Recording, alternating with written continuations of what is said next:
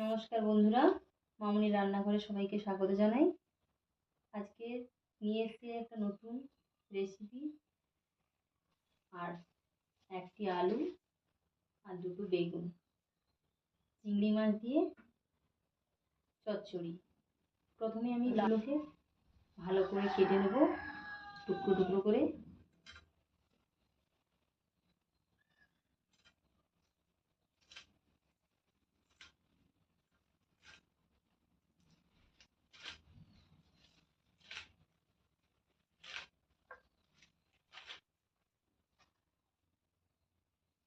এই দুটো বেগুন,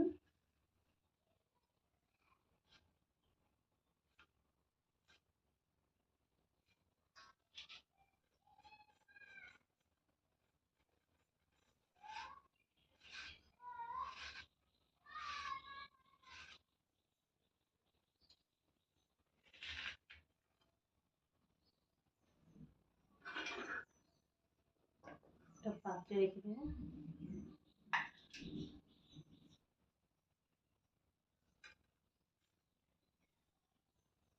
দুটো ছোট পেঁয়াজ,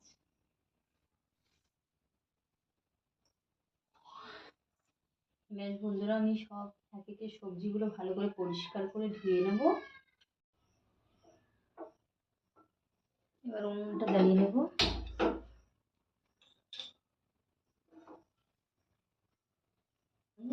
প্রথমে একটু সর্ষে তেল দিয়ে দেবো সবজিগুলো ভাজার জন্য।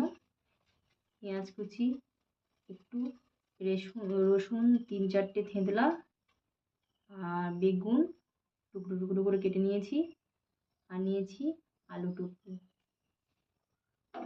এইবার দেখিয়ে দিই বন্ধুরা, এবার নিয়েছি, দেখি বন্ধুরা, চলে যাই রান্নাতে।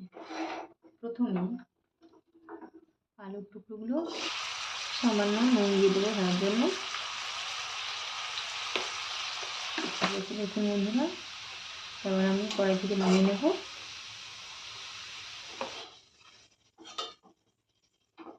টুকরোগুলো দিয়ে দেবো, ওটাও একটু ভালো করে ভেজে নেব।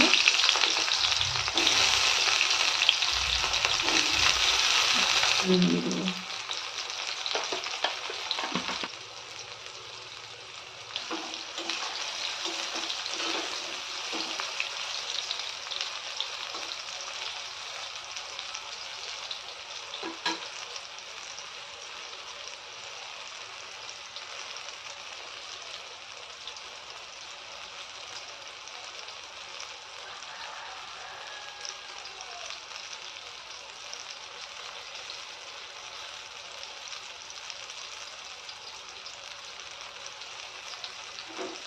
এবার বেগুনগুলো ভাজা হয়ে গেছে, এবার তুলে নেব।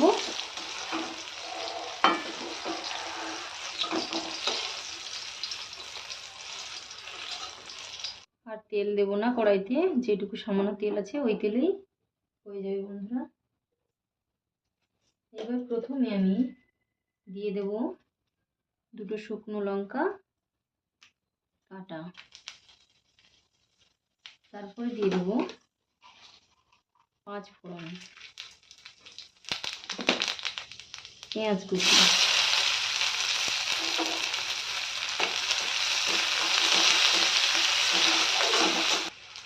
যে রসুনটা থেঁতলে রেখেছিলাম সেটা দিয়ে দেবো, ভেজে রাখা চিংড়ি মাছ কুচো ভালো করে নাড়াচাড়া করে ভেজে নেব। এইবার চিংড়ি মাছ আর উপকরণ সব ভাজা হয়ে গেছে, এইবার আমি শাকগুলো একে একে দিয়ে দেবো।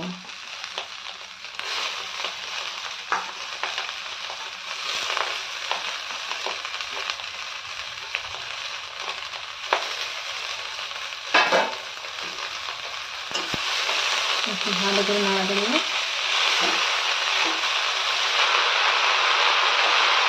পরিমাণ মতো নুন দিয়ে দেবো,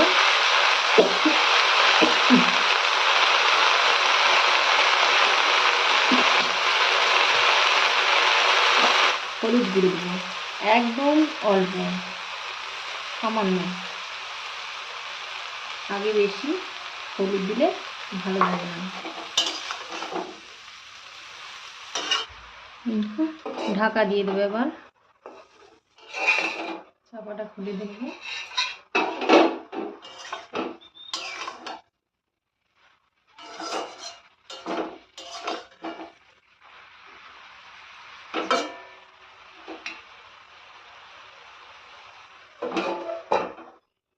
এবার একটু খুলে দেখি সেদ্ধ হয়ে গেছে কিনা।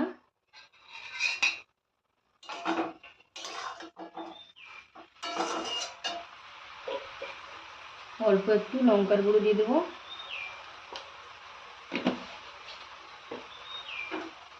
এবার একে একে ভাজা সবজিগুলো আমি দিয়ে দেবো।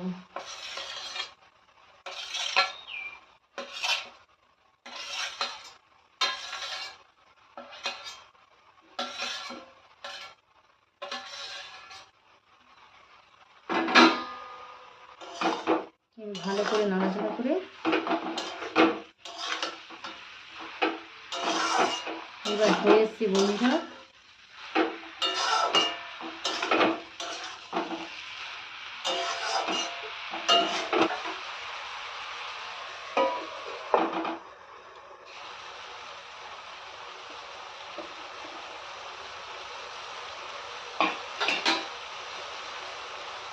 এবার আমি ধনে জিরে গুঁড়ো একটু সামান্য গুঁড়ো করে রেখেছিলাম আলাদা করে, সেটা আমি দিয়ে দিচ্ছি।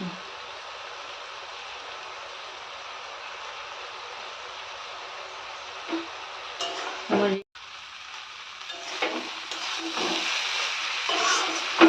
দেখুন বন্ধুরা কত সুন্দর হয়েছে।